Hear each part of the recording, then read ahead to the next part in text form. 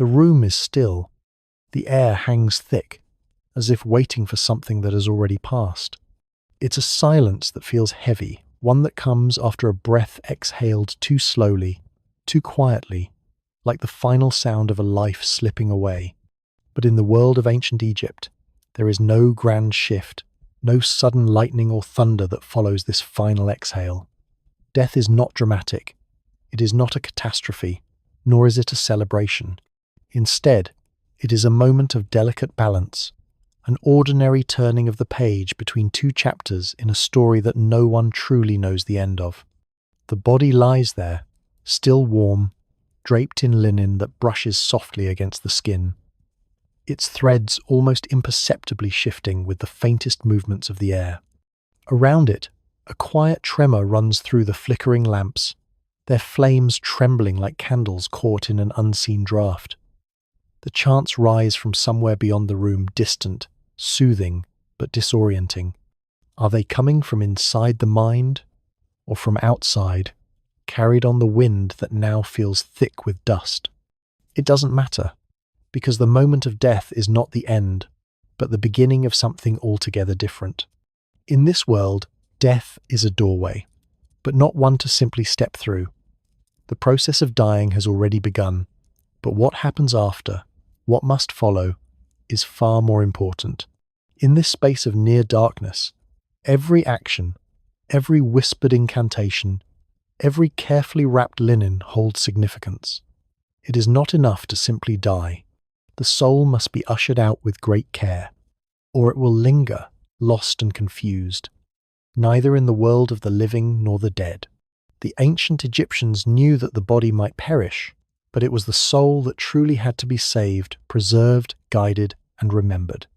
But this wasn't just a matter of survival. No, it was something more complex, more layered, and more fragile. To die was to begin a careful sequence, a delicate chain of events that could either ensure that the soul found peace or failed. And failing was something far worse than decay. To fade into nothingness, to be forgotten, was a fate worse than death. Forgetting was the true horror that the Egyptians feared above all. The body might rot and decay, but it could be preserved, treated, embalmed, wrapped in linen, and sealed in the sacred tomb. The soul, however, could fail too. It could slip into oblivion, drift away like a shadow lost in the sun's fading light. This fear, this terror of being forgotten, is where the mystery begins. Why, if the Egyptians feared decay, did they fear forgetting more? Why did they go to such extreme lengths to preserve not just the body, but the name, the essence, the memory of the deceased?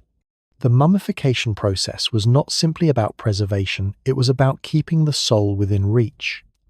It was about ensuring that those who had passed could be called back, could be remembered, could be reached if needed. Every action taken in the days following death was a step toward this goal. Every prayer, every ritual, every careful movement was a defense against oblivion. The body might break down, but the soul, if carefully tended, could be kept intact, could be preserved. There was no final rest here. There was only a constant, unyielding effort to preserve what was lost before it could disappear entirely. The strangest part of this world is this. In Egypt, death could fail. The dead could fail. It was not an end, but a beginning one that carried risks. For in that quiet gap, when the breath has been released and the body is still warm, the rules of the world have already begun to shift. What happens next could either save the soul or cast it into nothingness. And in the silence of the tomb, in the dim glow of flickering lamps, those who are left behind know this truth. Dying is not enough. When the breath fades and the body settles into stillness, the ancient Egyptians understood that something more than a simple soul was at stake. They did not see the person as a single, unified being, drifting upwards like a leaf caught in the wind. To them, a person was a complex structure, an intricate weave of parts, each with its own needs, its own vulnerabilities, and its own destiny. In their world, the soul wasn't the only thing that required care after death. There were other pieces that needed attention. fragments of the self that could scatter or starve if left unattended. These pieces were as real as the body itself, and as fragile. There was the shadow, for example. It was not a mere reflection of the person, it was an extension of them, a part of them that clung to the corners of the world, never fully separating from its owner. The shadow lingered in the familiar places, in the spaces the person once inhabited, carrying the weight of memories and moments. But without protection, it could be lost, fading away as the body did. The name, too, was something that had to be protected. The Egyptians believed that as long as a name was spoken, it kept its holder alive in the world, tethering them to those who remained. To forget a name was to sever a lifeline, a complete erasure from existence. Then there was the Ka, the life force that resided within every person. It was a vital essence, one that could not be neglected. The Ka needed offerings, sustenance from the living to stay strong and active in the afterlife. Without these gifts, it could weaken, drift away, or even vanish. The Ba, too, had to be cared for. This part of the self was often depicted as a bird with a human head, representing a personality that was free to move, to travel between the worlds. But even the Ba could be lost if it was not kept close, tethered to the body in the right way. Mummification, then, was not just a cosmetic procedure. It was not about preserving the body for aesthetic reasons, as some modern minds might assume. It was about keeping these parts of the self together, ensuring they could not scatter and fall into oblivion. The embalming process, the wrapping of the body in linen, the careful placement of amulets and prayers, it was all done with one goal: to protect the fragmented self from unraveling. But the most striking truth of all was this: the body was not merely a shell, as many think of it. In the modern world, it's often assumed that the body is simply the casing that holds the soul, and once the soul is free, the body is irrelevant. But in ancient Egypt, the body was something far more significant. It was an anchor. Without it, the soul and the other parts of the self had no place to return to. Without the body, there was no home for the soul to return to, no familiar ground to stand on. The afterlife could become like a house with no address, an empty space that could not be reached. The body was, in many ways, the key that unlocked the door to eternity. And so, the question arises: who is responsible for ensuring that all of this is taken care of? Who shoulders the burden of preserving these sacred parts, of making sure that the dead are properly cared for so that their pieces don't scatter, so that their essence doesn't vanish? This responsibility didn't fall on priests alone, nor on the gods. It was a deeply personal, familial task. When a loved one died, the family was thrust into a role that stretched far beyond grief.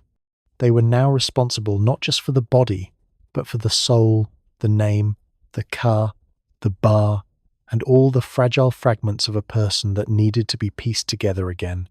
In that moment, the family became more than mourners, they became caretakers of eternity. What began as a quiet moment of passing transformed into an elaborate, urgent operation. There was no time to waste. The rituals, the embalming, the prayers, everything needed to happen in the right order, with the right care. A misstep, a forgotten word, a missed offering could unravel everything. The afterlife wasn't guaranteed. It wasn't an automatic journey. It required precision, devotion, and the steady hands of those left behind. But who, exactly, takes charge when eternity becomes a matter of family?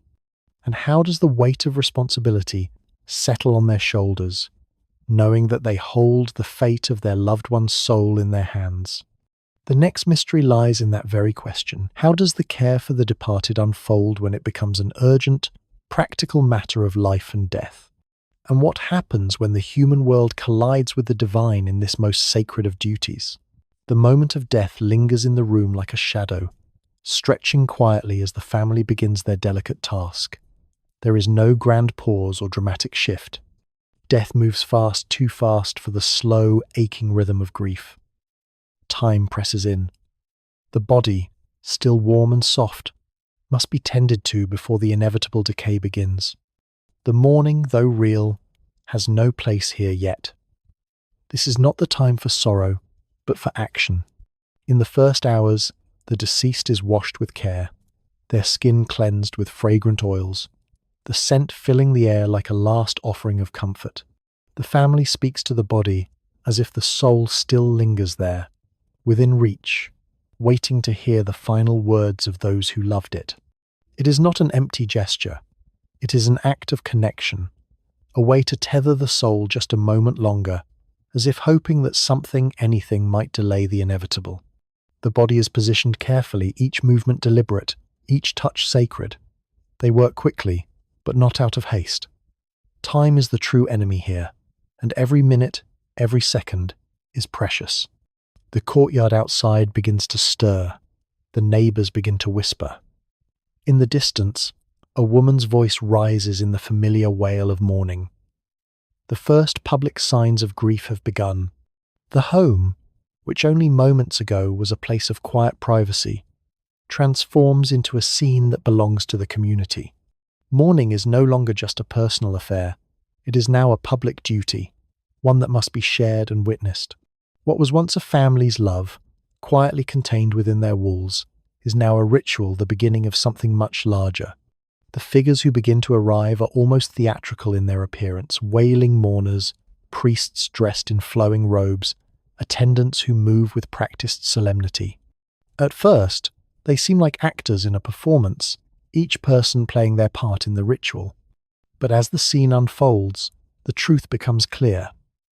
These figures are not here to create spectacle. They are the emotional engines of the process. They are there to witness, to mark the moment, and to guide the family through the labyrinth of mourning. Their role is not only to grieve, but to help channel the sorrow into a force that will keep the deceased tethered to the living world just a little longer. In ancient Egypt, mourning was not just an expression of loss. It was part of the machinery that kept a person from slipping away. The rituals, the wails, the chanting, the prayers, they were all designed to serve a very practical purpose, to make sure that the soul would not fade into nothingness. Grief, in this world, was not something to be indulged in for too long. It was part of a delicate choreography, a series of carefully timed steps that kept the dead within reach. In a sense, mourning was both an emotional release and a necessary act of preservation. Every delay in the ritual, every moment when the body was left unattended or untouched, risked the soul's departure, its gradual dissolution. The quiet eraser of decay waited just beyond the veil, ready to claim what was left behind if it was not properly cared for. The family knows this instinctively, even as they continue to perform the rituals in their own quiet way. They are not just grieving, they are holding the line against decay. The mourner's wail is not just an expression of sorrow. It is a reminder that the soul is still present, still needing care. The priests do not simply chant for ritual's sake. They are calling the soul back, making sure it knows the way, ensuring it does not drift into oblivion. In this first chapter of mourning, time is the only enemy, and every second matters. Every act, no matter how small, is part of a carefully planned operation, a choreography that must be followed precisely. The rituals are a lifeline, a way to keep the soul anchored to its home. The family, caught between their grief and their responsibility, understands this all too well. They are not just performing a ceremony, they are participating in something far larger, something that reaches beyond their personal loss to touch on the very fabric of life and death. As the day fades into night, the body remains still, waiting for the next step in the ritual, the next hand to take over. The house, once a private space, has now become a staging ground. The professionals, the specialists who have promised to outwit time, will soon arrive. They are the ones who will take the body, the soul, and the rituals and move them beyond the home, beyond the family's reach. But before they arrive, the family must finish their part, carefully, deliberately. The work is far from over. The story is just beginning, and the next step will require those who can handle the pressure of eternity. In the quiet stillness of death, the rituals and rites that follow are not just sacred, they are transactional. Here, in the world of ancient Egypt, death becomes a business, a set of carefully negotiated prices, chosen packages, and the uncomfortable truth that the eternity of one's soul could depend on what a household could afford. There is an economy to the afterlife, one that requires the exchange of more than just money. It demands the offering of one's life, one's devotion, and one's resources. The wealthy could buy the best protection for their loved ones, while the poor made do with what little they had. The fate of the soul, it seems, could be swayed by the weight of a family's purse. Embalmers and priests became, in many ways, service providers. They were the architects of the afterlife, the ones who could promise a safe journey through the uncertain waters of death. But they were not just anyone. They were specialists, their skills both practical and sacred. They had reputations to uphold, an understanding of the delicate balance between life and death that few others possessed. The embalmers, with their knowledge of the body and its preservation, and the priests, with their knowledge of the gods and the rituals, worked hand in hand to ensure that the soul could make its way through the many gates of the afterlife. Their authority was unquestioned, for they wielded the power of both religion and craft. Yet, for all their sacred knowledge and specialized skill, there was an unsettling truth that underpinned this system. Not all afterlives were created equal. The grand tombs, the elaborate rituals, and the finest embalming processes were available to those who could afford them. But for many, the dream of an eternal life in the afterworld was less attainable. The standard afterlife, as it were, was shared by many, a dream held by all, but realized only by a select few. Those who could not afford the luxuries of elaborate rituals found their own ways to reach the same destination, resorting to shortcuts, symbolic substitutes, and practical measures that might seem inadequate but were, in their own way, essential. The wealthy could afford the grand processions, the finest linens, the most intricate embalming. Their loved ones could rest in tombs that reflected the grandeur of their lives, filled with treasures and offerings to the gods. For others, the path was far more humble, and yet no less meaningful. Simple shrouds, modest offerings, and fewer rituals might be the only recourse for those with limited means. But even these simpler burials were not without their importance. They were still a means of protection, a method of ensuring that the soul would be recognized on the other side. The deceased might not have the same luxuries, but they would not be forgotten. And in the end, that was what mattered most. This was not an issue of fairness, it was the way the world worked, a system in which the religious care and the practical craft were intricately braided together. The rituals that guided the deceased to the afterlife were as much about practicality as they were about belief. There was an understanding, a mutual agreement between the living and the dead, that the steps had to be followed, that the rituals had to be performed on schedule, whether grand or modest. These actions were a contract, one that had to be fulfilled in order for the soul to be recognized and remembered by the gods. The afterlife, then, was not a simple dream, it was a complex, negotiated process, one that unfolded according to the resources a family could summon. The rich might have the finest protection, the most elaborate journey, but the poor still had a shot at eternity. They too could reach the afterlife, though their path would be less ornate, less certain. Yet, as the film unfolds, it becomes clear that all the rituals, all the sacrifices, were not simply about wealth or status. They were about the human desire to protect what was most important, the soul, the essence, the memory of those we love. In the end, the soul's journey was not determined solely by the price tag. It was determined by the care and devotion given to it, no matter how much or how little that care might cost.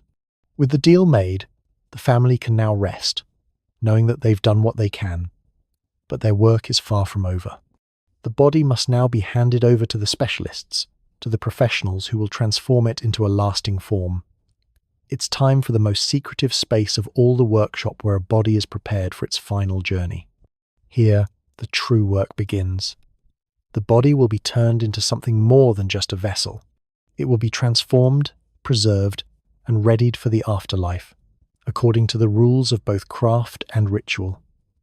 The sacred contract will be fulfilled.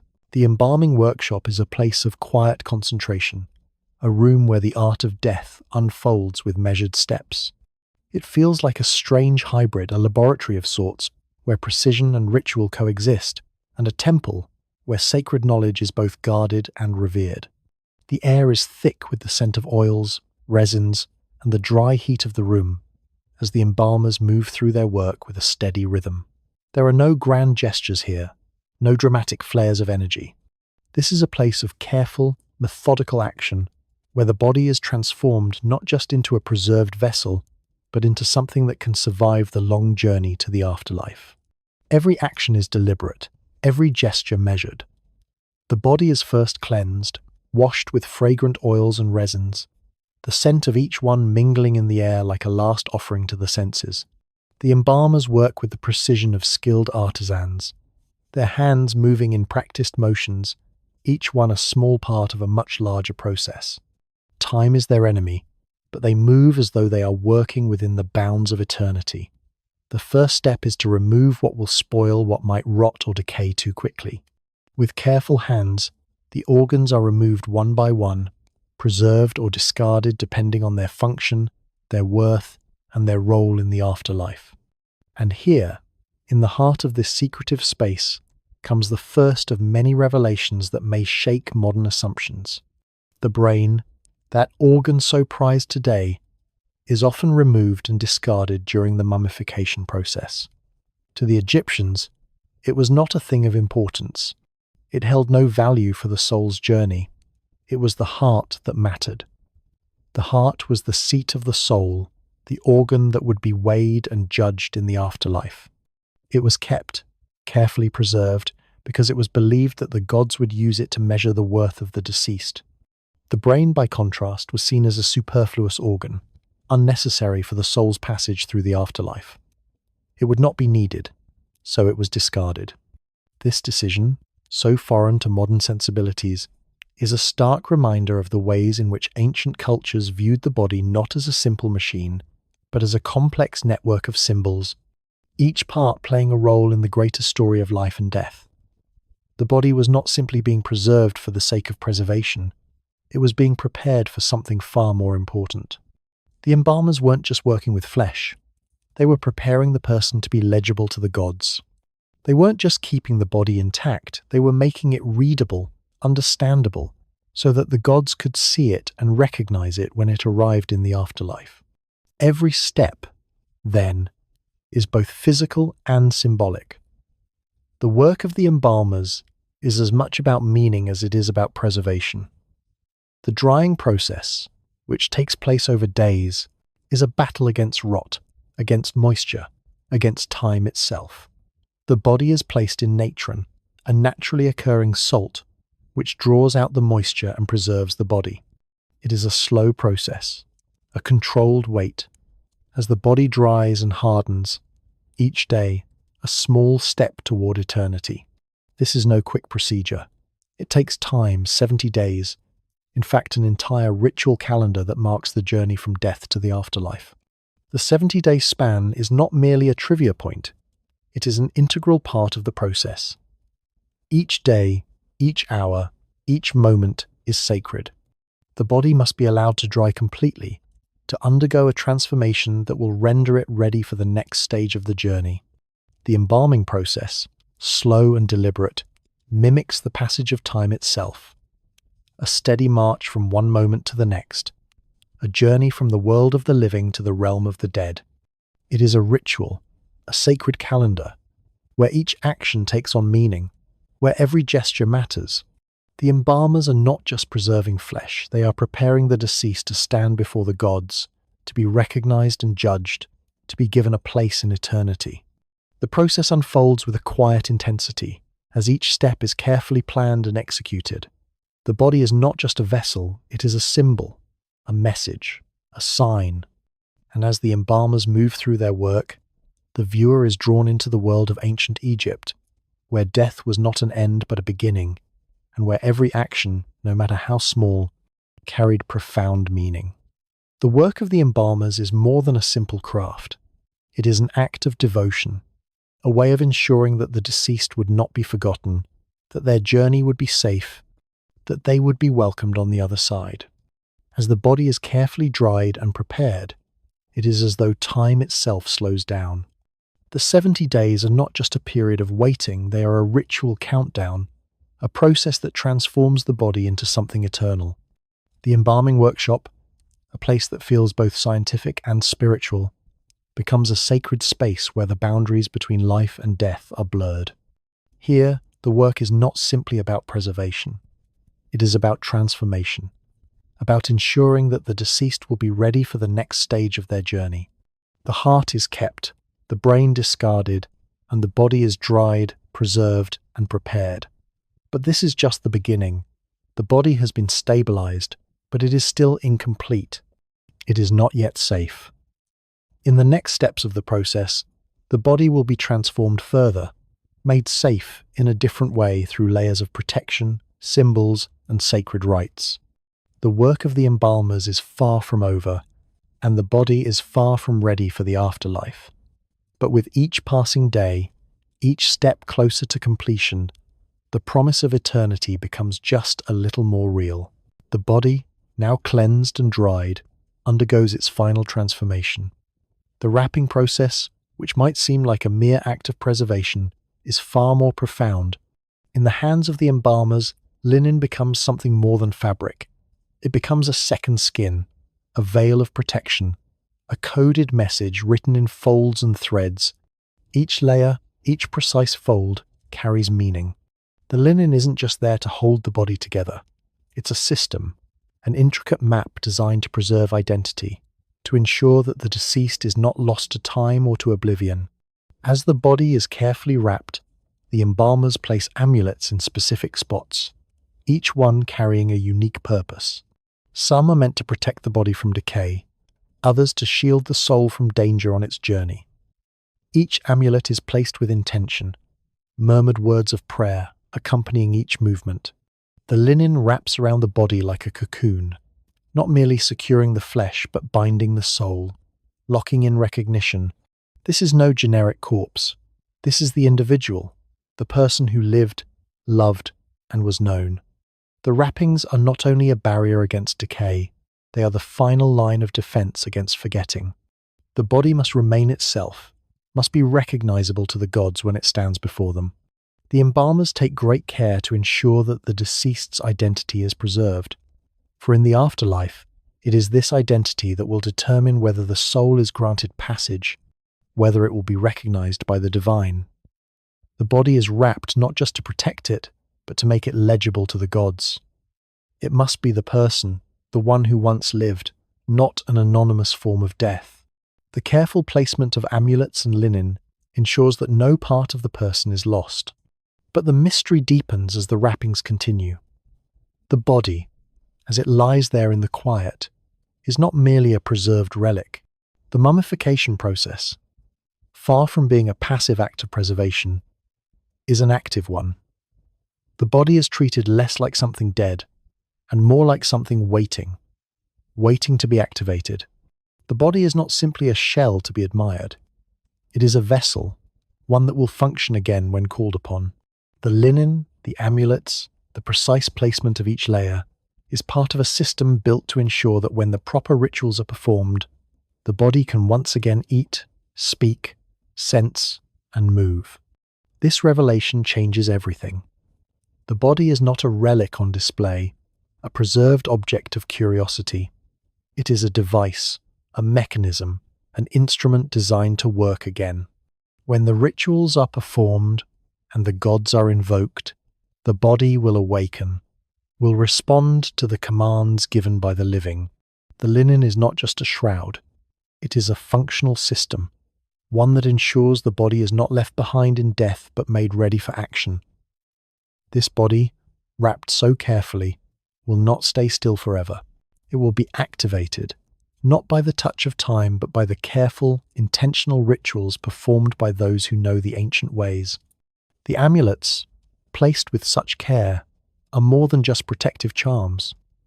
They are signals, keys that unlock the potential within the body. The body is not merely a vessel to be viewed. It is a mechanism waiting for the right triggers to make it function. In the afterlife, the soul might move freely, but the body must be activated to function in the ways it once did.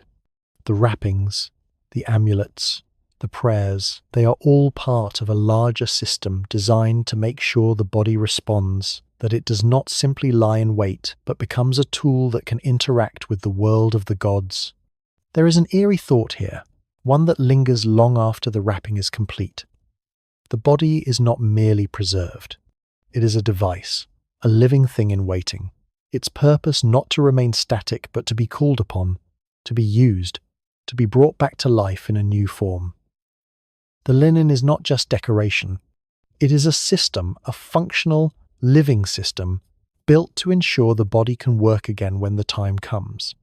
As the final folds of linen are wrapped around the body, the embalmer steps back, ensuring that every part has been covered, every part has been secured. The body, now sealed and prepared, is ready for the next stage of its journey. But even now, the work is not over.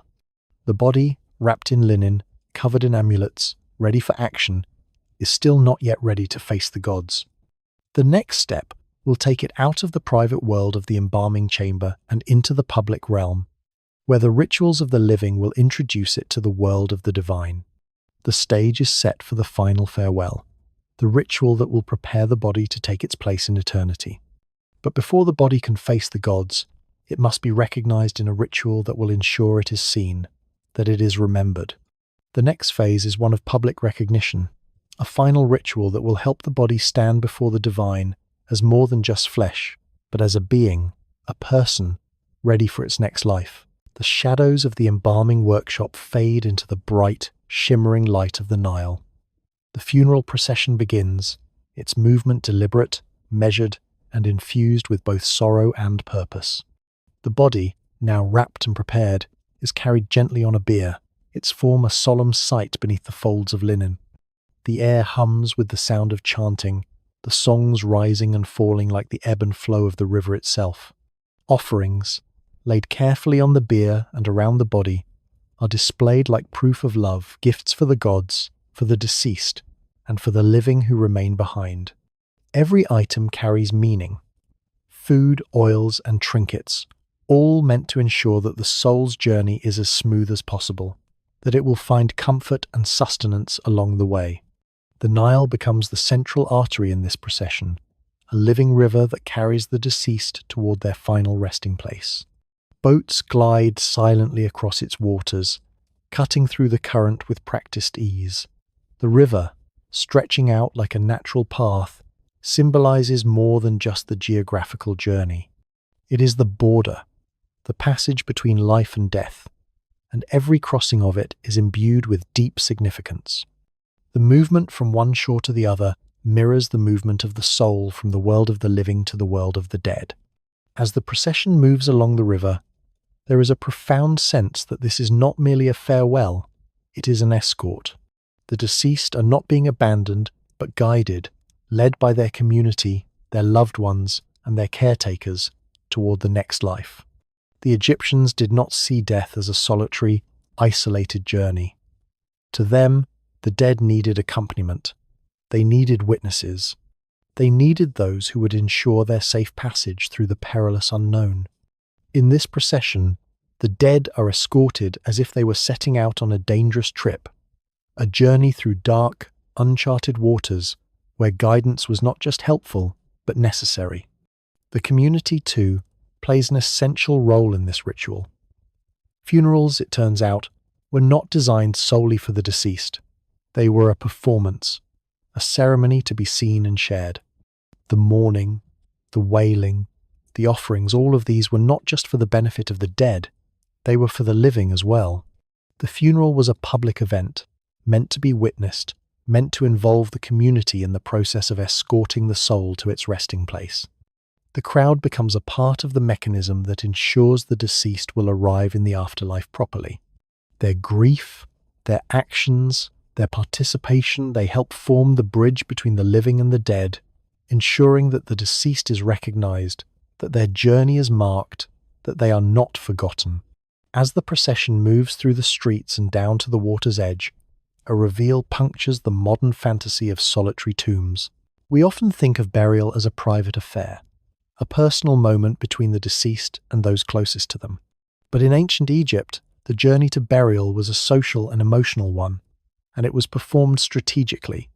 The tomb, that final resting place we associate with death, was not an isolated, quiet spot. It was part of a larger process, a public ritual.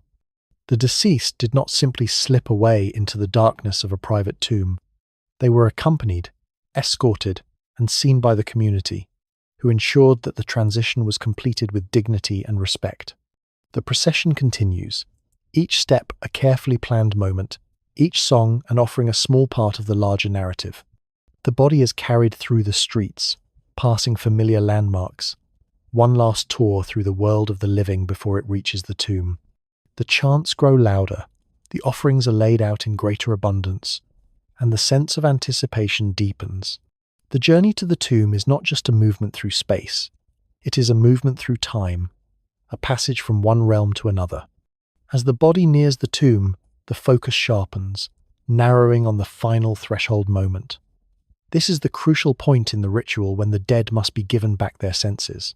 For the Egyptians, the body was not just a shell, it was a living thing, one that would need to function again in the afterlife. This final act, this moment of crossing the threshold, is more than just a symbolic farewell. It is a necessary step in ensuring that the body is activated, that it can perform its function when called upon in the afterlife. The audience watches, held in suspense, as the body reaches the tomb. This is the moment where the separation between the world of the living and the world of the dead becomes complete. The body will be laid to rest, but it is not simply a burial. It is the beginning of a new life, a life that will be activated by ritual, by the proper ceremonies, by the right words spoken at the right time. The body, preserved and wrapped, is ready to face the gods, but it must first be given the gift of awareness. It must be awakened, prepared, and set free to live once more in the afterlife. The funeral procession, with its chants and offerings, its careful guidance and strategic performance, reaches its climax. The body is escorted to its final resting place, but this is not the end. It is only the beginning of a larger journey, a journey that will continue through rituals and prayers, through the activation of the body and the soul. The ceremony, once private, now becomes public as the community witnesses the final steps of the process. The dead are not left behind. They are escorted, they are activated, and they are made ready to face the gods. The final threshold has been crossed, and the body, now sealed in its tomb, is ready for the next step in the journey. The world of the living has said its goodbye. Now, the world of the dead awaits. The air in the tomb is heavy with the weight of what is about to unfold. The opening of the mouth ceremony, the climax of all that has come before, arrives like a promise fulfilled.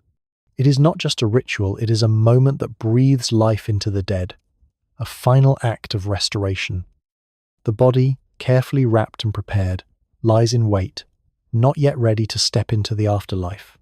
The priests approach, tools in hand, sharp instruments used to touch the lips, the eyes, the senses of the deceased.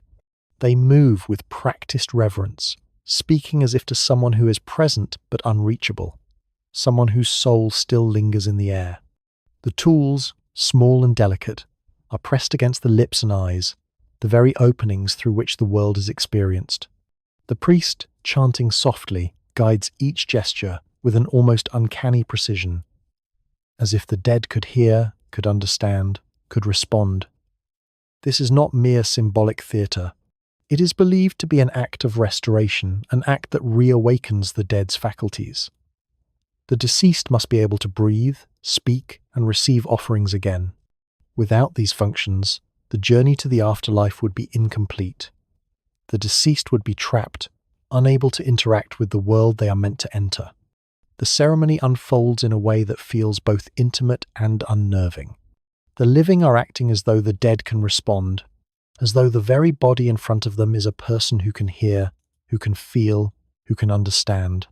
It is as if the boundary between life and death has momentarily dissolved. The priests speak not to a corpse, but to someone who might still be listening, someone who still exists in the space between worlds. There is a sense of expectation in the air, an eerie hope that the dead might indeed open their eyes, speak, or move. This act of restoration, the touching of the lips, the opening of the mouth, does more than awaken the body. It changes the living's relationship with the dead. Grief is transformed from a solitary, internal experience into a collaboration. The living are no longer just mourning. They are participating in an act of resurrection, as if, through their efforts, the dead might return. The belief that the deceased can respond, can function again, makes the ritual an ongoing dialogue, a partnership between the living and the dead. The grief that accompanies this ritual is no longer one-sided. It becomes shared, as though the deceased are part of the process, actively involved in the journey toward the afterlife. The psychological twist lies in this. The ceremony doesn't just restore the dead's faculties for the afterlife. It awakens a kind of living presence in the tomb, a space where the living and the dead briefly become equals. The afterlife is not an automatic transition. It is a process, one that requires these rituals to activate, to trigger the senses, to awaken the soul. This is not a quiet, passive death. It is a death that must be stirred, a soul that must be called forth. The idea that the dead can be reactivated by the living is both chilling and profound. It transforms the afterlife from a static, inevitable conclusion into a dynamic, ongoing process, one that demands participation from both sides. And yet, with this restoration of faculties, a new puzzle emerges. If the dead can indeed function again, if they can breathe, speak, and receive offerings, where will they live? What kind of home can hold someone who is no longer truly here? The afterlife, in this sense, is not a place where souls simply float into eternity, but a place where they must be housed, fed, and sustained. The tomb is not just a burial site, it is a home, a sanctuary, a carefully designed environment meant to support eternity. It is both a final resting place and a functional space, one that must cater to the needs of the deceased in the afterlife. The viewer is left with the unsettling realization that the tomb is not just a final destination, it is a designed environment, a crafted space meant to support the living dead. This is not a static structure, but a carefully constructed shell, built with intention, with purpose.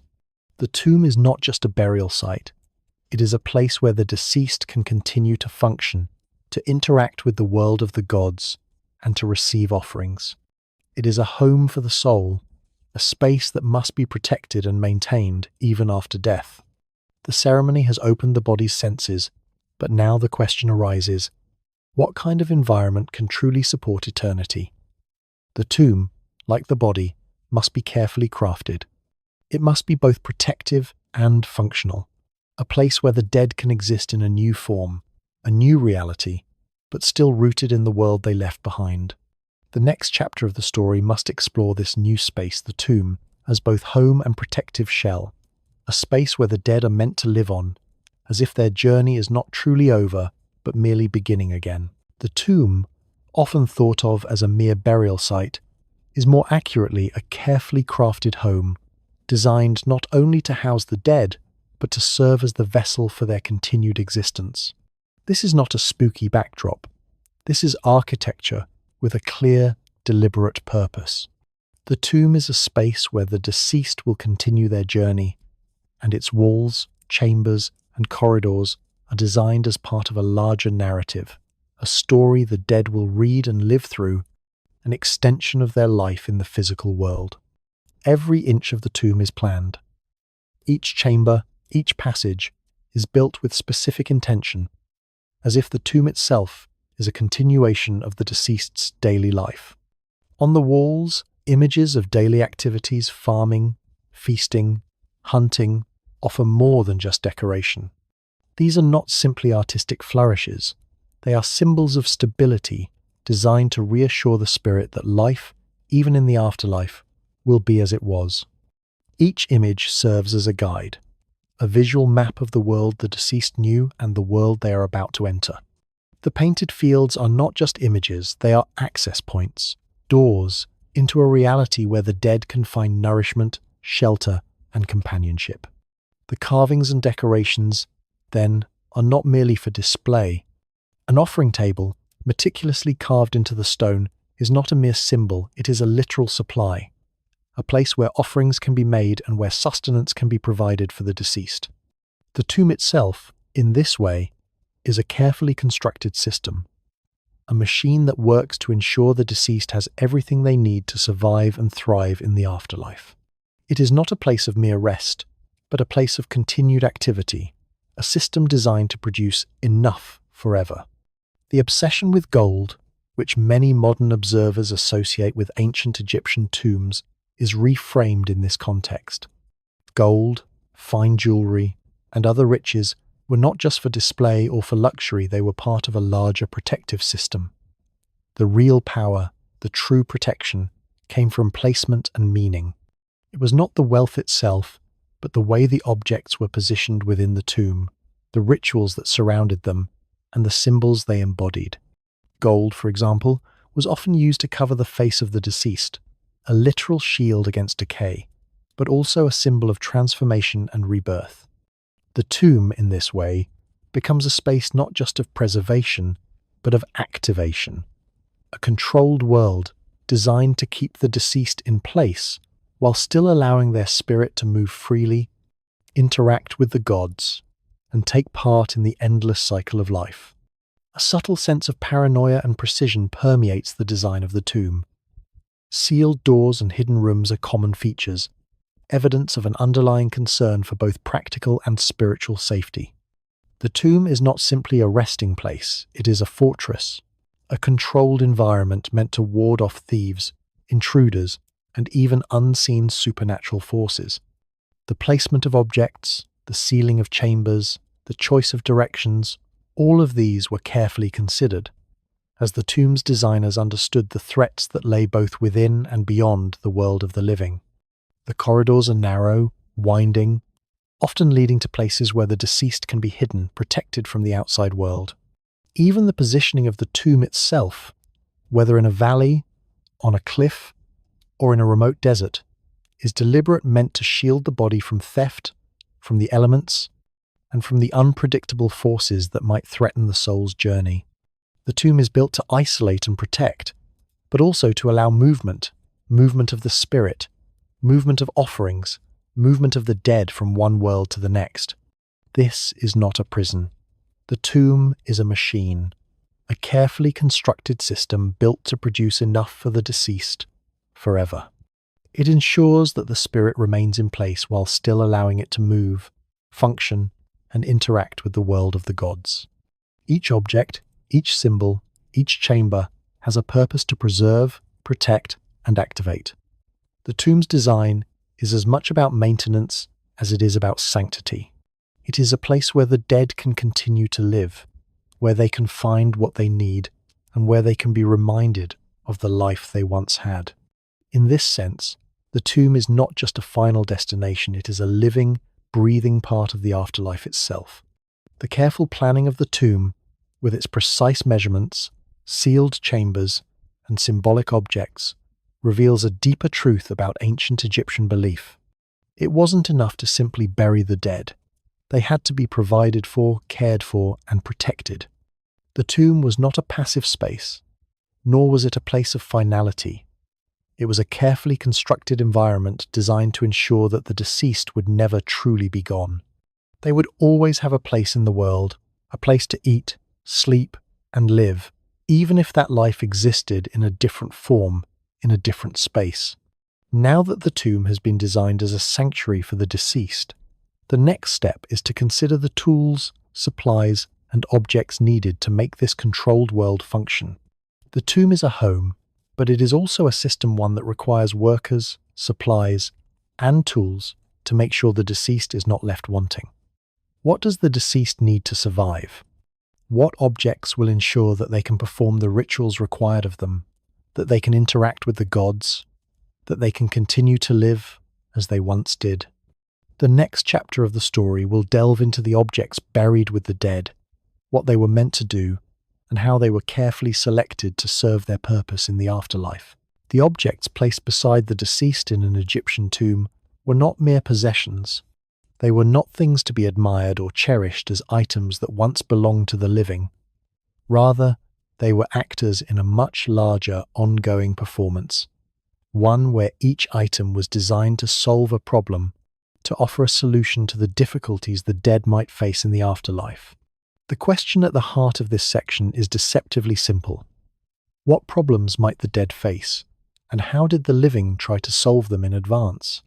In the world of the living, the deceased were not simply laid to rest, they were sent on a journey. This journey, however, was fraught with potential obstacles, and the living understood that to help the dead navigate it, they needed to provide more than just material goods. Food, furniture, jewelry, and small figurines, all of these were placed with the deceased in an effort to preemptively solve the challenges that awaited them. But the truly fascinating twist is this. Many of these items were not meant to be real in the traditional sense. They were crafted to serve as stand-ins, objects that were only made real through ritual and belief. Tiny worker figurines, for example, were placed in tombs not to represent actual workers, but as substitutes for labor. The idea was that these figurines could take on the role of servants in the afterlife, performing tasks for the deceased in place of real human workers. They were not real, but they were intended to be effective, to act on behalf of the deceased. The same logic applied to food.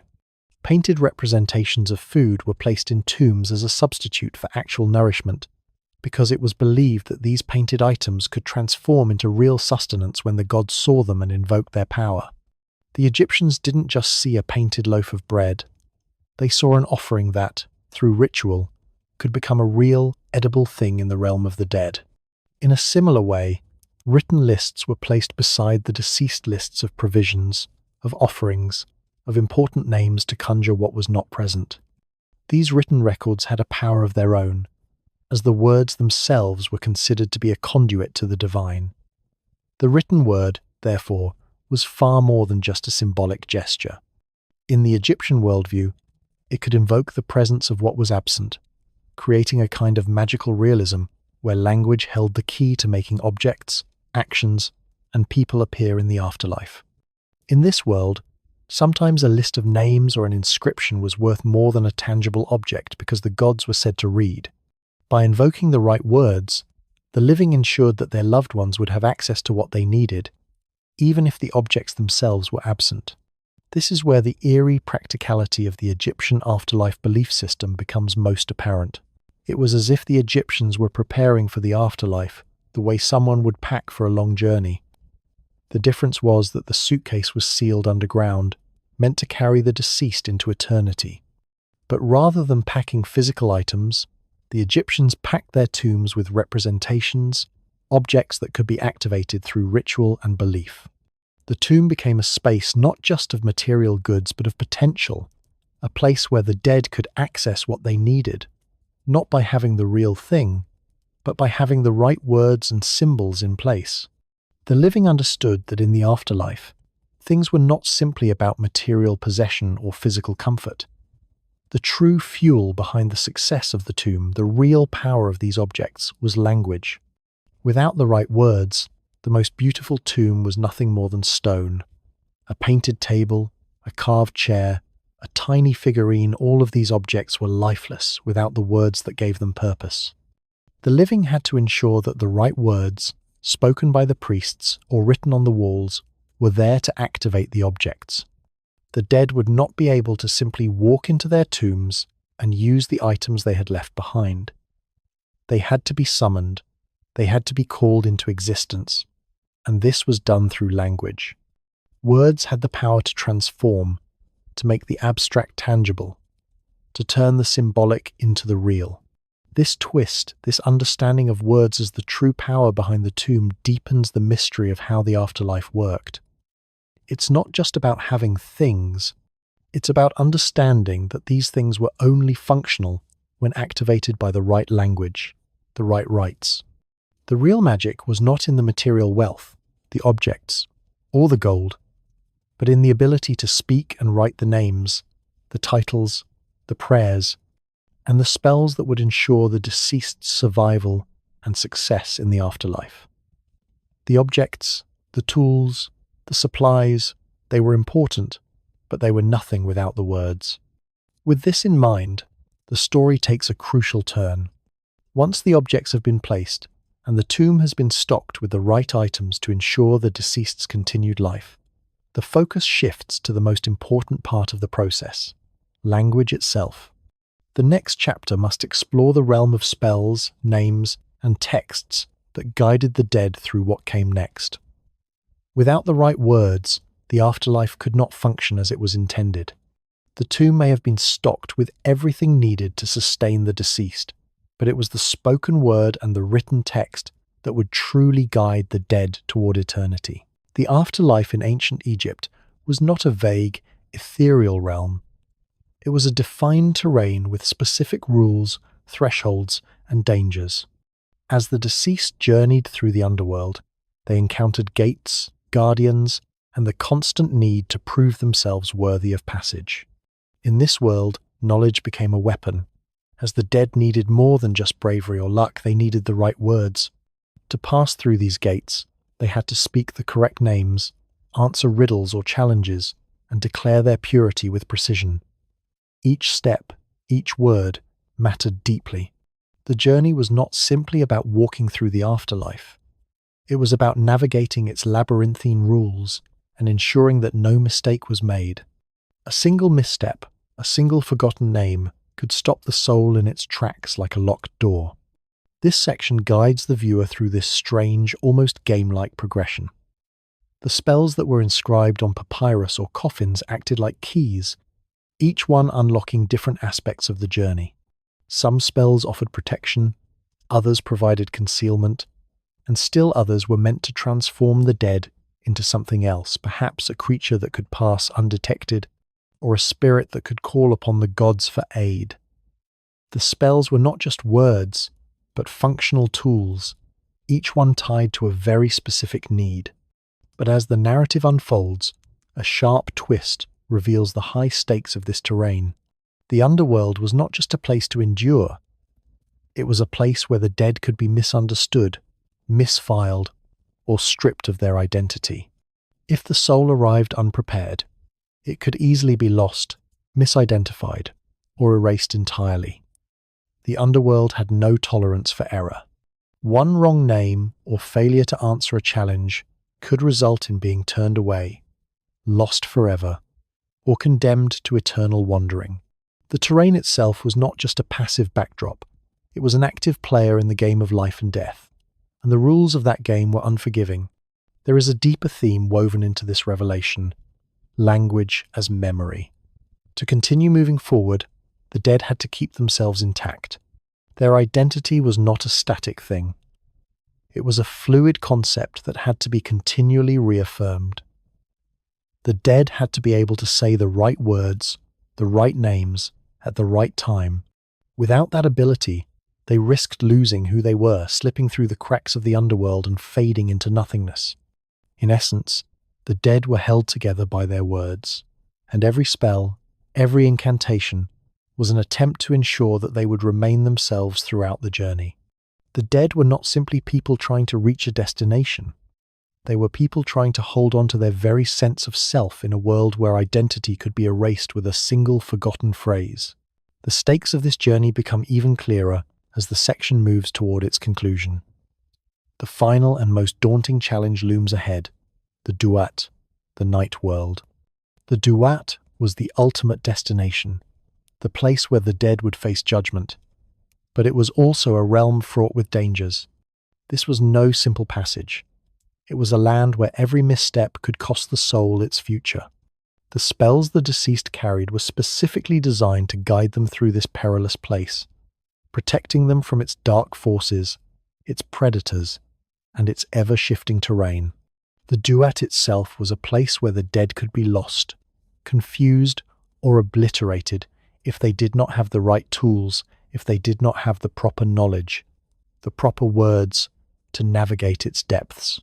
In the Duat, the dead would face a series of trials, each more difficult than the last, each one testing their knowledge, their purity, and their ability to hold onto their identity.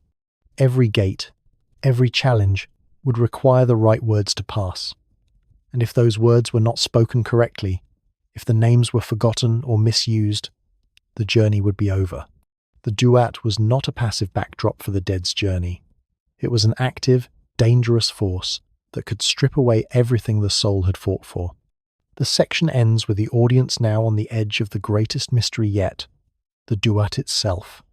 This is the threshold the dead must cross, and the very terrain that the spells and rituals have been preparing them to navigate. But it is not simply a place to travel through. It is a place to survive. The Duat is both the final test and the ultimate destination, where the soul's journey toward judgment will be decided. The words they carry, the spells they recite, and the names they speak will determine whether they pass through this dark realm and reach the judgment hall, or whether they are lost forever in the shadows of the underworld. Now that the rules of the afterlife have been established, the next chapter must open the gates to the Duat, revealing its dark and dangerous path. It will guide the audience through the hazards and checkpoints of this underworld, showing how the spells functioned as tools to survive the night world and navigate toward the final judgment. The power of words in ancient Egypt was not only physical, as seen in the objects placed in tombs, but also deeply metaphysical, woven into the very fabric of survival. This section shifts into a quieter, yet equally profound kind of power, the written word. We begin with the earliest funerary texts, inscriptions carved onto the walls of royal tombs, reserved for kings and queens. These were not simply records. They were protective spells, designed to ensure the deceased's safe passage through the afterlife. At first, this sacred knowledge was reserved for the elite, for those who had the means and the status to access it. These texts, etched into the stone walls of the tombs, were meant to safeguard the royal body and soul, to guide them safely through the dangers of the underworld. But, as with all power, it eventually spread. Slowly, the ancient Egyptians began to inscribe these protective words on coffins, then on papyrus, bringing the texts into the hands of a wider population. The idea of survival in the afterlife was no longer limited to royalty. Protection once confined to the palace walls was now available to the common person. This shift can be seen as a kind of democratization of the afterlife, where the elite no longer held exclusive access to the keys of eternal survival. Ordinary people, from priests to artisans, could now carry their own copies of the words that might protect them in the afterlife, making the promise of eternal life available to a broader swath of society. This growing accessibility brings us to one of the most crucial and surprising revelations. The Book of the Dead, the term many of us associate with Egyptian afterlife texts, was not a single, fixed book. In fact, it was a fluid, ever-evolving collection of spells, prayers, and incantations. It was not one document that could be printed or copied in the way we think of books today. Instead, it was a set of flexible instructions, with different versions available depending on the needs of the individual. People could choose which spells to carry with them into the afterlife, tailoring their book to their unique circumstances. A rich noble might select different spells from a poor farmer, and a priest might favor different incantations from a merchant. The notion of a singular, standardized holy book was an invention of modern interpretation. The Egyptian Book of the Dead was far more personalized, curated, and bespoke. This shift in perspective is more than a simple historical footnote. It changes how we understand the afterlife in ancient Egypt. Afterlife guidance was not a one-size-fits-all proposition. It was customized to fit the personal needs of each individual. The person's social status, profession, and personal beliefs shaped the texts they carried with them into the afterlife. Survival instructions for one person could look radically different from the next. The journey through the underworld was not only a shared experience, but a deeply personal one, shaped by the individual's life and death. As this story unfolds, we also meet the scribes, quiet gatekeepers of this knowledge. These were the men and women who held the pen and, with it, the power to write the texts that guided the dead. Scribes were more than just record keepers. They were the architects of safety. the intermediaries between the living and the divine, able to write out a person's destiny in ink. For a price, scribes would craft the right collection of spells, tailoring each text to fit the needs of the deceased. It's a quiet power they held, the ability to sell survival, to offer peace and protection in the dark, to offer a customized journey through the afterlife. This flexibility in the Book of the Dead is a crucial shift in the Egyptian belief system. The dead were no longer passive participants in the afterlife. They were active, empowered beings, guided by texts that spoke directly to their experiences. The written word, whether carved into stone or written on papyrus, was the key that unlocked the afterlife, allowing the soul to travel safely through the underworld and into eternity. But the question arises, if the texts are so tailored and specific, then what dangers awaited the dead once they passed beyond the tomb? What predators lurked in the underworld, ready to derail the soul's journey? The next section of the documentary will begin to answer that question. If the dead carried personalized instructions, then those instructions must be about something concrete, something that prepared them for the hazards, the checkpoints, and the forces they would encounter on their journey through the underworld. As the viewer will soon see, the afterlife was not a peaceful rest. It was a hazardous journey, and the right spells, the right words, were needed to navigate it successfully. In the next chapter, we will delve into these dangers, what they were, how the dead prepared for them, and what the words of the Book of the Dead could do to protect them. The Duat, in the Egyptian imagination, was not simply a dark, cold void. It was a night landscape as alive and complex as the world of the living, but with rules all its own. It was part river, part desert, part dream, a place where logic itself seemed to bend and twist. The dead, as travelers moving through this realm, faced a world that defied the laws they once knew. Time itself seemed to distort in the Duat. The sun, which had been the source of life and order during the day, had to fight for its rebirth each night. The Egyptians believed that every night the sun journeyed through the Duat, struggling against the forces of darkness, only to rise again in the morning. If the sun had to fight for rebirth, what made anyone think the human soul would have an easier path? As the narration unfolds, the viewer is drawn into the realization that the dead were not solitary travelers in this vast night world. Their survival was intertwined with a cosmic struggle, one that had grand implications beyond personal fate. The journey through the Duat mirrored the sun's own voyage, traversing a dark and dangerous terrain, constantly challenged by unseen forces. The dead's journey was not just a simple passage, but part of a larger cosmic rhythm, a repeating cycle of darkness, challenge, protection, and dawn. The cyclical nature of this journey was central to Egyptian belief. The dead would pass through regions of the Duat in a series of challenges. Each region was different, offering a distinct set of dangers and trials. The Duat was not one singular place, but a sequence of landscapes, each with its own risks. This was a realm where even the familiar could turn strange. One moment, the dead might pass through a stretch of river, a calm, reflective place, only to be thrust into the barren, arid desert of the next stage, where survival seemed impossible. One moment, they might find protection from unseen forces. The next, they could face an overwhelming darkness that threatened to strip them of everything they had fought to maintain. The imagery here moves in repetitive patterns, creating a hypnotic rhythm. Darkness, challenge, protection, dawn. The challenges were not random, they were part of the larger rhythm of existence, and the dead had to be prepared to face them again and again. There were no guarantees in the Duat, and even the most well-prepared souls could easily find themselves overwhelmed.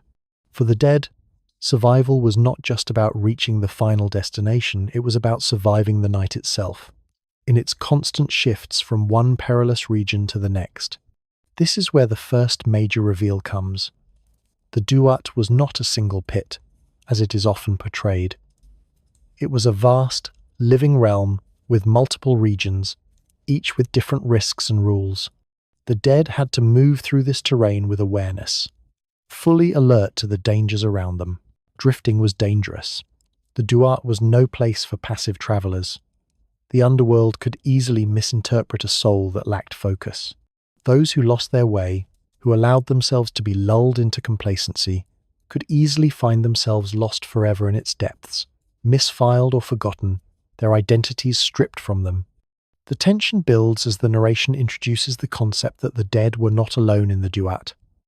This realm was full of other beings, some helpful, others dangerous, some predatory.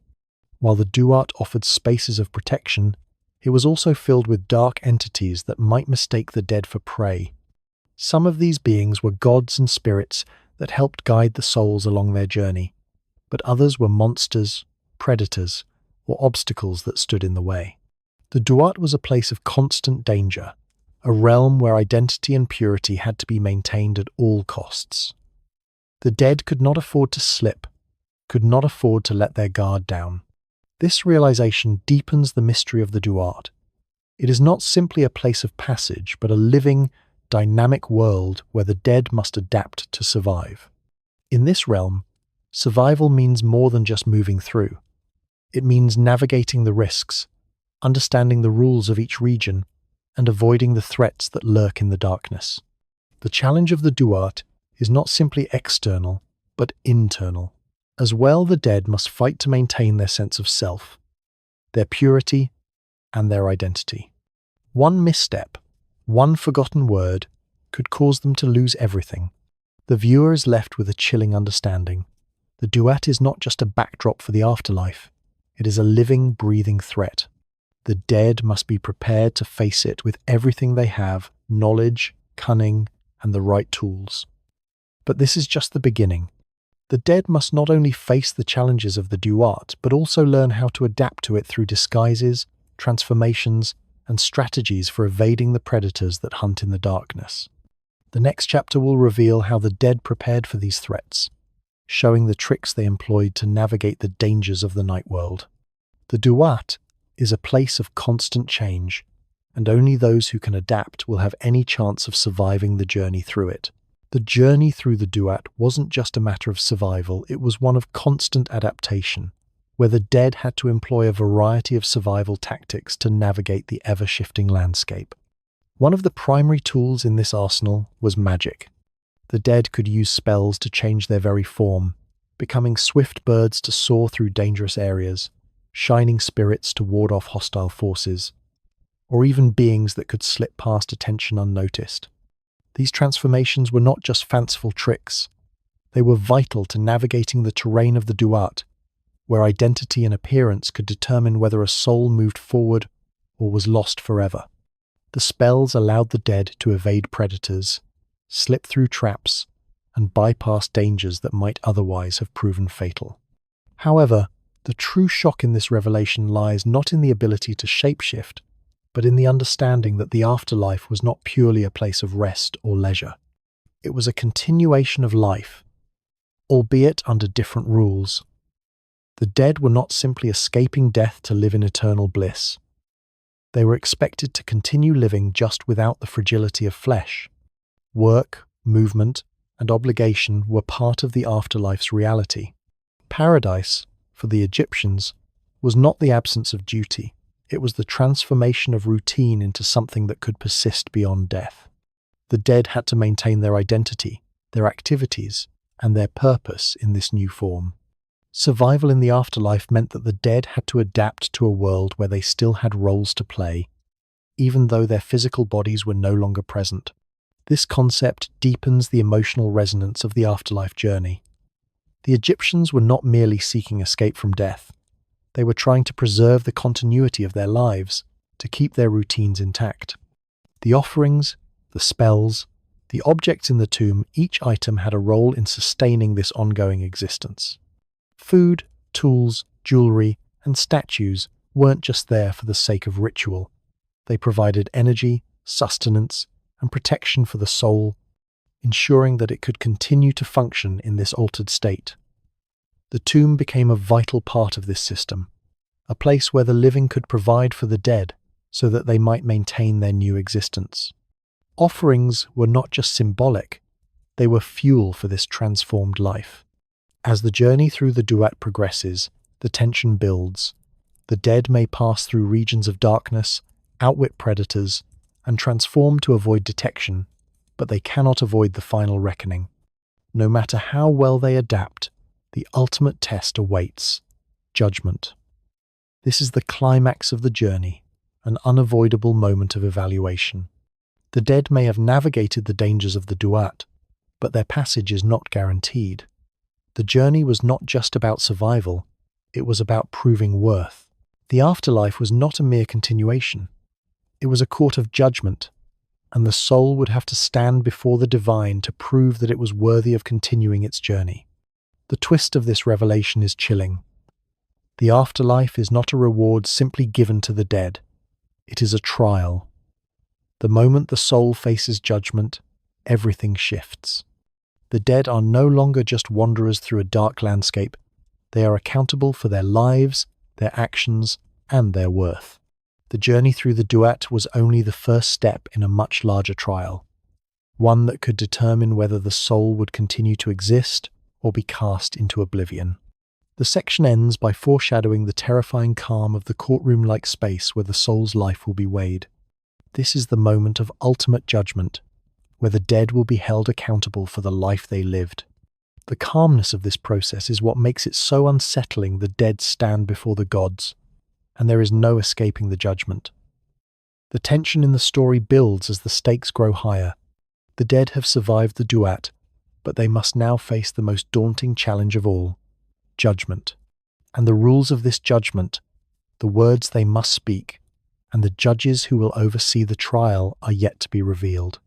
In the next section, the documentary will slow to focus on this crucial moment of judgment.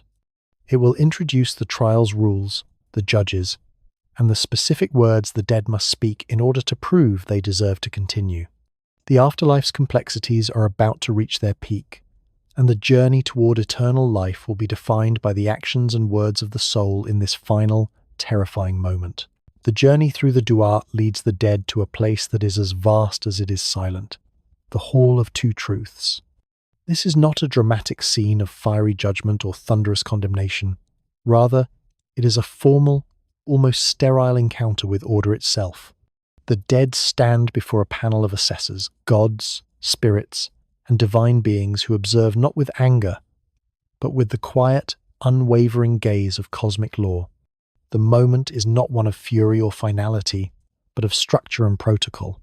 The narrative reveals that judgment, in this realm, is not a single overwhelming event. It is a meticulous process, a slow dissection of the soul's life. At the heart of the trial is the negative confession, a series of declarations the deceased must make to prove their innocence and alignment with cosmic order. The dead must not only confess their virtues, but they must also declare the things they did not do, acts they did not commit, wrongs they did not partake in. In this world, innocence is not assumed. It must be performed, line by line. The dead must speak their purity into existence, confirming that they have never transgressed against the fundamental laws that govern both society and the cosmos. This ritual of confession is not an empty formality. It is a tense and delicate moment. The dead must walk this narrow bridge with absolute care. One misstep, one wrong name or incorrect declaration, and the soul is exposed as unprepared, as unworthy of passage. The stakes of this moment are palpable, and the tension builds with each declaration, each word carefully chosen and spoken.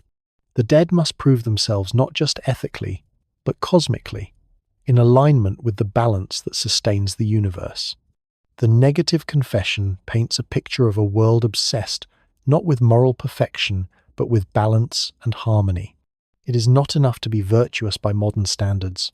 One must have adhered to the fundamental order that keeps everything in its rightful place. The confession is not a list of sins to be forgiven, but an assertion of balance, of how the deceased's actions have contributed to, or at least not disturbed, the cosmic stability. This is not about righteousness in a moral sense. It is about the ability to understand and align with the fundamental laws that govern life, death, and the afterlife. But the tension deepens when the twist is revealed. The trial tests knowledge and identity just as much as ethics. The dead must prove that they understand the realm they are entering, that they know the rules of the world beyond the Duat, and that they are recognizable as who they were in life. This is not just an ethical test. It is a test of self-awareness and belonging. The soul must demonstrate that it is not an alien presence in the world it wishes to enter, that it knows its place in the grand, cosmic order. It must speak the right words, use the correct names, and show that it understands the intricate web of relationships that sustain the afterlife. The stakes, then, are not just moral or ethical. The dead must prove that they belong. They must show that their identity is intact, that their soul has not been corrupted, lost, or transformed in ways that would make them unrecognizable to the gods. In this hall, innocence is not a given. It must be performed, declared, and proven in a ritual that demands complete alignment with the forces that govern the afterlife. This quiet, structured space holds an eerie tension as the soul stands before the assessors, speaking its innocence, its knowledge, and its readiness for the journey ahead. It is not enough to simply be pure. The dead must show that they are ready to enter the next phase of existence. The confession becomes a ritual of survival, a carefully navigated performance where each word counts, where every line spoken is a step closer to crossing the threshold into the world of the gods. The tension builds as the final declarations are made. The dead have confessed their innocence, their knowledge, their identity, but this is only the beginning.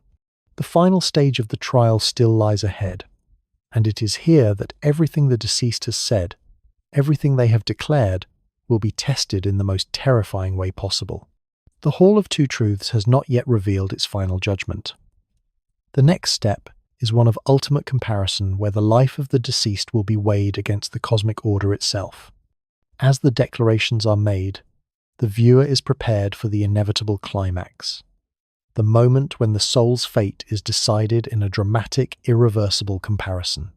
The next section will introduce the iconic center of judgment, the weighing of the heart, the final, heart-stopping moment when a lifetime is compared to the truth of the universe, and the soul's future is determined.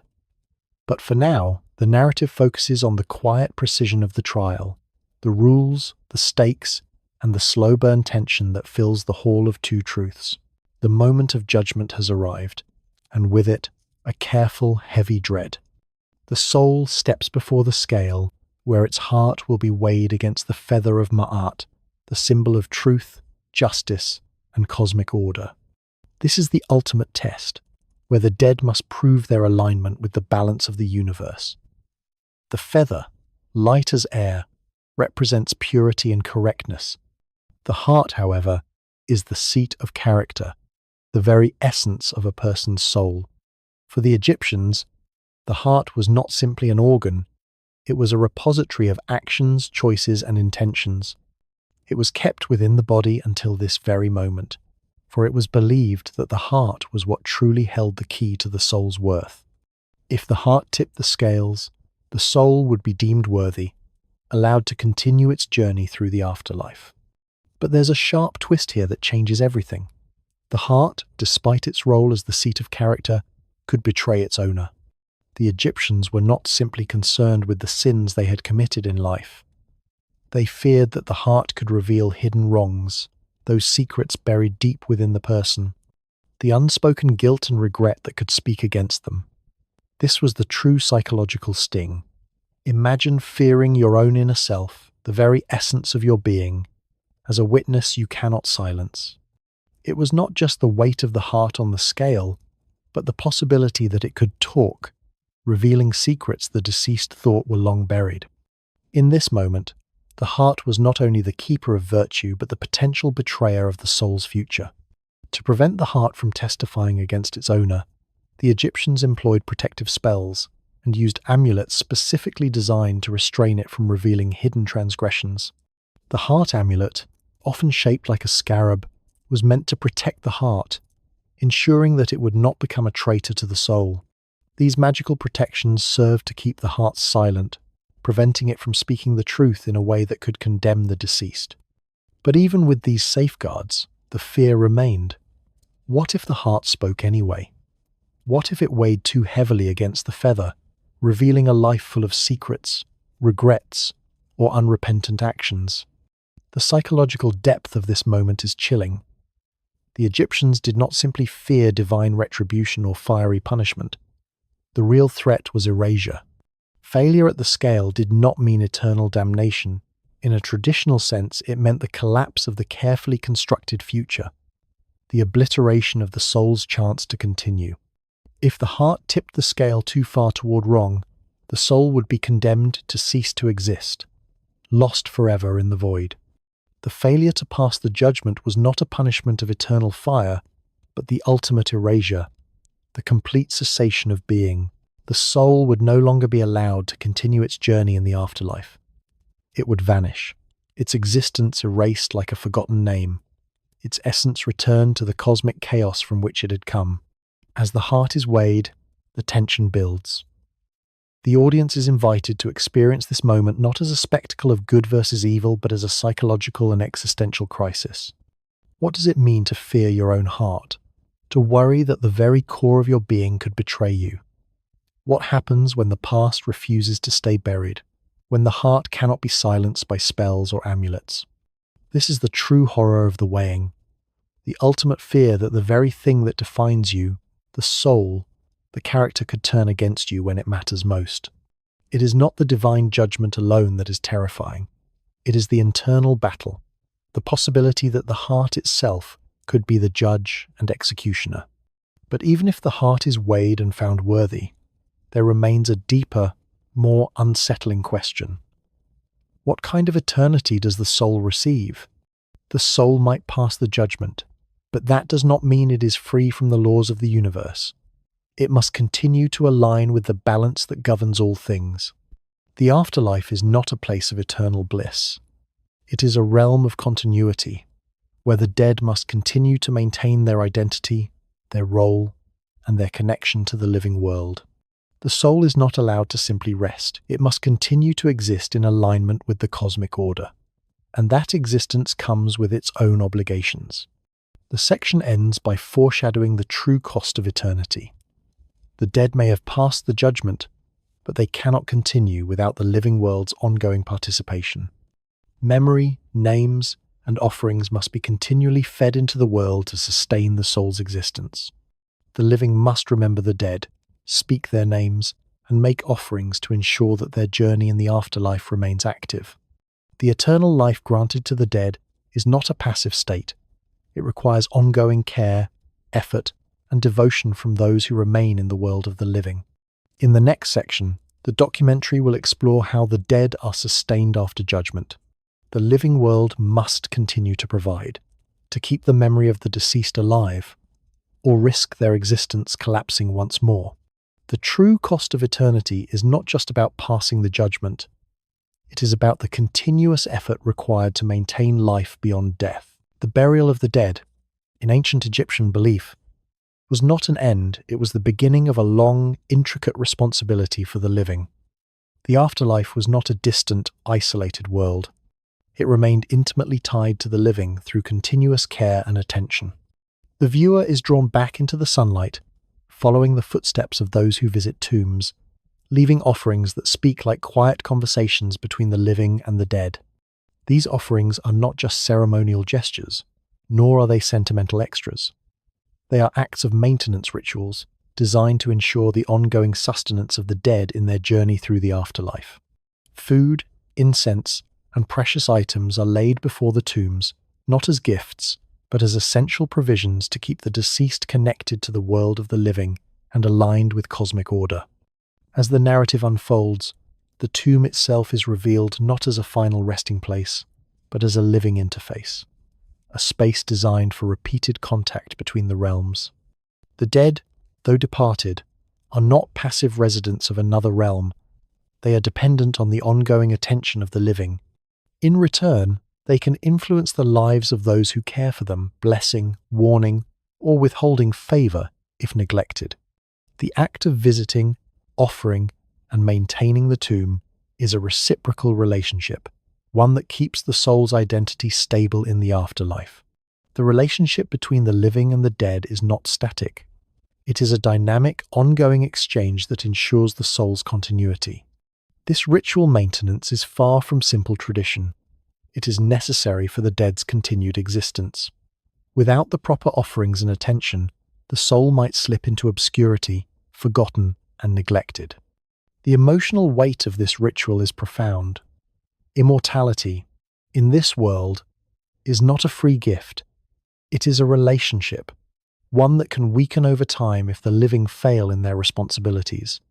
The dead are not simply waiting in eternal peace. They are active participants in the cosmic order, and their ability to affect the living world depends on the care they receive from those still walking the earth. The section invites the viewer to consider the eerie possibility that the dead are not entirely separate from the living. They are beings who can bless or curse, who can influence the fates of those who care for them or neglect them. If the living stop tending to their ancestors, the results are not just symbolic, they are real. The dead can withhold favor, refuse to bless, or, in some cases, disappear entirely from the memory of those who fail to honor them. This raises the emotional tension at the heart of the ancient Egyptian worldview. Immortality is not free. It is a shared responsibility, and it is fragile. The living must continually remember, honor, and sustain the dead. If the living fail to maintain that bond, the consequence is not just spiritual neglect, it is the potential erasure of the soul itself.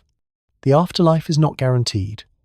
It is a living relationship that requires constant nurturing, just as the living must tend to their relationships with each other. A quiet but powerful tension simmers beneath this narrative. What happens when the living neglect this duty? The dead, once so dependent on the living, can lose their place in the afterlife if forgotten, left behind in the darkness of neglect. The tomb is not just a final marker of a life lived. It is a space that requires attention, interaction, and care, and the failure to do so could result in the soul's erasure from the world of the living. This revelation deepens the understanding of why these rituals were so critical to the ancient Egyptians. The acts of offering, visiting, and maintaining the tomb were not just traditions, they were lifelines. They ensured the dead would remain in the world, that their names would be spoken, and their souls would be sustained. The emotional weight of this duty is heavy because it was not a simple act of remembrance. It was a vital piece of the cosmic balance. Without the care of the living, the afterlife would be an empty, forgotten place. In the next section, the story will reveal the true fragility of this relationship, the power of the name and memory. The dead are not just sustained by offerings, they are sustained by being remembered. What happens when a name is intentionally erased? When someone is forgotten by the living? The next chapter will explore how the erasure of a name can lead to the erasure of the soul itself, and what this means for the dead, the living, and the future of both. The fragility of immortality is about to be exposed in its most haunting form. The tone of the narrative deepens, shifting into a quiet, unsettling darkness, like the dimming of a lamp in a room growing still. This section explores a deeply terrifying concept in ancient Egyptian belief: the power of remembrance and the fear of deletion. For the Egyptians, true destruction did not come in the form of dramatic punishment or fiery hells. The greatest fear was far simpler and far more chilling. It was being forgotten. To be erased from the memory of the living was to lose one's continued existence in the afterlife. No spoken name, no recalled story, no offering delivered to the right address would result in a soul being cut off from the cycle of life and death, a soul forever wandering in oblivion. This revelation shifts the focus of destruction from the physical realm to the psychological. A major twist lands here. Enemies didn't always try to destroy the body in the traditional sense. Instead, they sought to obliterate identity. The most effective way to erase someone was not by harming the body, but by chiseling out their names and faces, stripping them of recognition and continuity. This act was not just symbolic, it was a form of violence, not against flesh, but against the very essence of being. By erasing the name from the tomb, or defacing a statue, one could collapse a person's entire existence in the afterlife, severing their connection to both the living world and the gods. It wasn't just murder, it was an assault on continuity itself. The chilling nature of this act is reinforced throughout the section. It was not just a matter of killing the body, but of severing the lifeline that kept the deceased in the world of the living and connected to the afterlife. Without a name, without remembrance, the person was lost. The living, through their offerings and prayers, sustained the dead.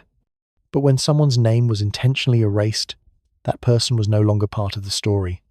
They no longer existed in the cosmic balance, and their afterlife was left in limbo, cut off from the ongoing rhythm of the world. The documentary then explains the critical importance of tomb inscriptions. These inscriptions were more than just decorative or sentimental. They were vital safeguards against the silence of erasure. The tomb, with its inscriptions, was a fortress against oblivion. It was a statement of existence, a claim to recognition. The names carved into the walls, the stories of the deceased inscribed on the tombs, were the protections that ensured the soul's place in the afterlife. These writings were not just historical records.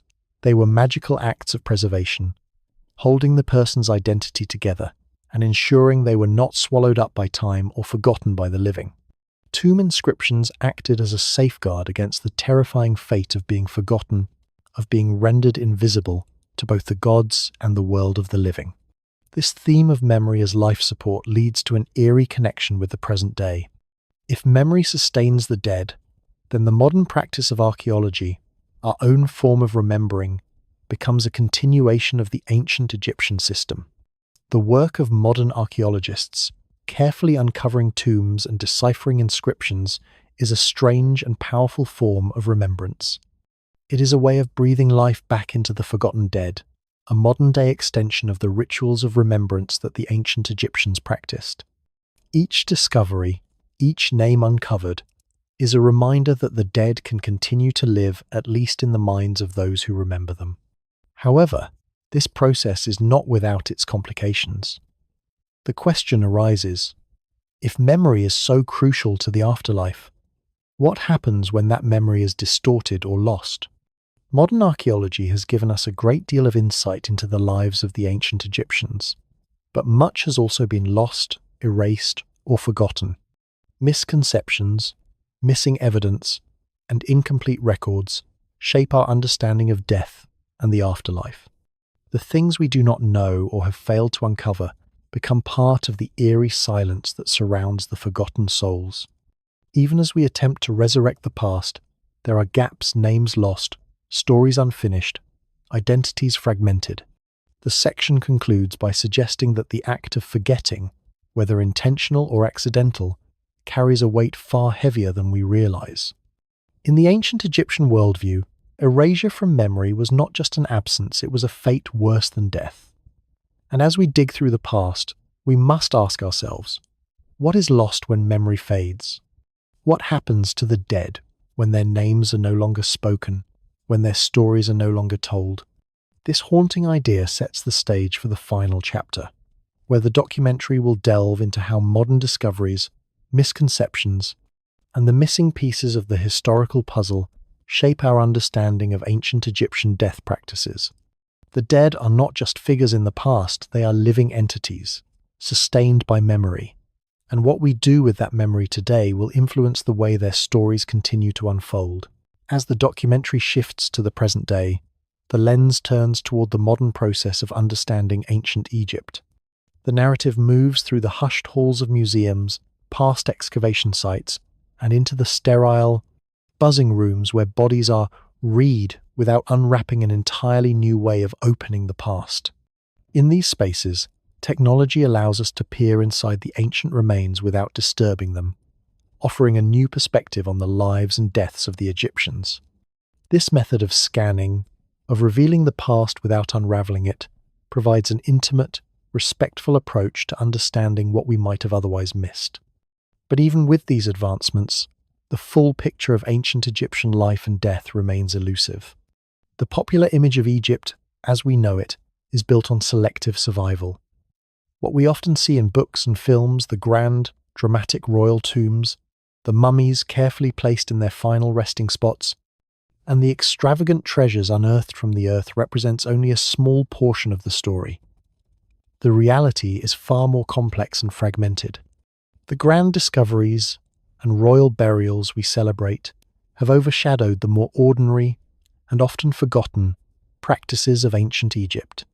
The revelation that many graves were robbed in antiquity, that rituals varied significantly by region and era, and that what we take as a rule might only be a snapshot, forces us to reconsider everything we thought we knew about ancient Egyptian death practices. What seems to be a consistent tradition may actually be a much smaller, more isolated practice, skewed by the incomplete records that have survived. This moment unsettles certainty. The iconic image of Egypt, the one steeped in grandeur and mystery, is much more fragmented than we think. Much of what we consider the truth about Egyptian death rituals has been shaped by survival bias. Those royal tombs, those dramatic finds, the mummified remains of the elite, while the practices of the common people, their everyday rituals, and the masses of unrecorded lives are left in the shadows. The documentary deepens this by exploring the broader ritual ecosystem, moving beyond just human mummies to include the animals, offerings, and collective practices that filled the tombs and ensured the passage of the soul.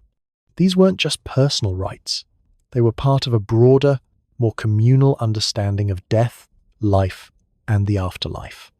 This larger framework highlights the complexity and nuance of the ancient Egyptian worldview, where even the smallest details mattered.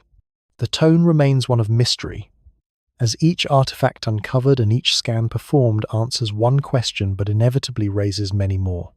The deeper we go into the past, the more the details slip through our fingers, and the more complex the story becomes. The deeper understanding we seek doesn't come with clear answers. It comes with a deeper acknowledgement of our own limitations in knowing the past. Every piece of evidence, whether it be a ritual object, a statue, or a written text, offers a glimpse into a lost world, but also reminds us that there are still great gaps in our knowledge. The things we don't know, the pieces lost to time, become as much a part of the story as the ones we've unearthed. As we confront the limits of the evidence, the section concludes by admitting a powerful truth. The Egyptians planned for eternity, but time still intervened. Despite their careful designs and their elaborate rituals, the passage of time, decay, robbery, neglect has left us with only fragments of their grand plan. The evidence we have is a patchwork, incomplete by design, with intentional gaps. What remains is a story that is forever unfinished, haunted by the things we may never know. This section leaves the viewer with a profound sense of mystery.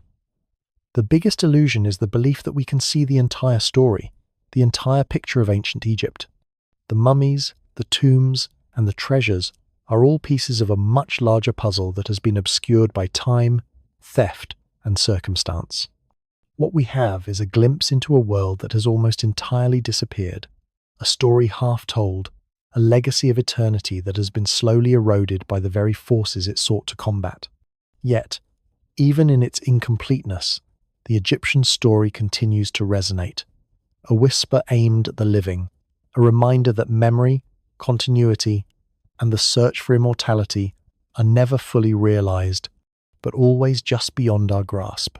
With the limits of our evidence acknowledged, the final section of the documentary will attempt to weave together what we do know about ancient Egyptian death practices, what remains unknowable, and why the Egyptian idea of death and eternity continues to haunt us, offering us glimpses of our own relationship with time, memory, and the afterlife. As the documentary reaches its final moments, the journey through death and the afterlife in ancient Egypt is quietly assembled into a haunting, thoughtful conclusion. The narration revisits the stages of the deceased's passage, body prepared, senses restored, words carried, darkness crossed, heart weighed, memory maintained, and presents this elaborate process not as an obsession with death, but as a response to a much deeper and timeless fear. Not simply dying, but disappearing. The Egyptians, through their rituals, were not just concerned with the physical act of dying, but with the very idea of their existence being erased, forgotten, swallowed by time and silence. The final twist lands softly yet profoundly. Modern fascination with mummies often treats them as mere objects, mummified remains, relics of a distant time. But the entire Egyptian system was designed specifically to prevent this outcome. The Egyptians feared becoming just remains. They sought not only to preserve their bodies, but to ensure their identities, their stories, and their places in the world were maintained for eternity. The mummification process, the tomb inscriptions, the offerings, everything was designed to prevent a person from being reduced to a body in the ground. The fear was not simply of death itself, but of vanishing without a trace, of being forgotten by both the living and the divine. In the final stretch, the documentary turns the lens outward, inviting the audience to reflect on the profound ways in which these rituals were as much about the living as they were about the dead. Yes, the Egyptians sought to secure eternal life for their souls, but these rituals also reveal something deeply human about how the living manage grief, preserve identity, and negotiate with time. The living continue to honor and remember the dead through rituals of remembrance, making offerings, and speaking names aloud, acting as custodians of memory, ensuring that those who came before them are never forgotten. The closing images linger on names carved in stone, spoken aloud as the documentary draws a subtle connection between ancient offerings and modern remembrance.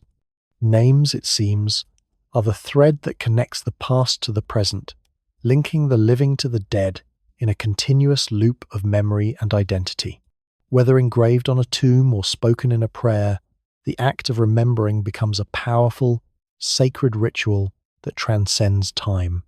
In the final moments, the story ends not with a hard claim or definitive answer, but with a soft, reflective question. The audience is left with the feeling of standing at the edge of a doorway, listening to something echoing from the other side, as if the film itself had quietly rearranged the puzzle pieces of the ancient Egyptian worldview. What if the Egyptians weren't obsessed with death after all? What if, instead, they were obsessed with not being erased? In the stillness that follows, this question lingers in the air, inviting the viewer to carry it with them, haunting, thought-provoking, and resonant long after the screen fades to black. The documentary's final transition leaves the viewer with a sense of quiet reflection, an invitation to revisit the earlier moments with new understanding. What appeared to be about death was, in fact, about continuity, the preservation of identity, the maintenance of relationships, the delicate balance between the living and the dead. And as the names on tombs continue to echo through time, we are reminded that the rituals we perform today, remembering, honoring, speaking the names of the departed, are not so different from those practiced by the ancient Egyptians. The fear of erasure, the desire to be remembered, continues to shape how we live, how we grieve, and how we approach the unknown.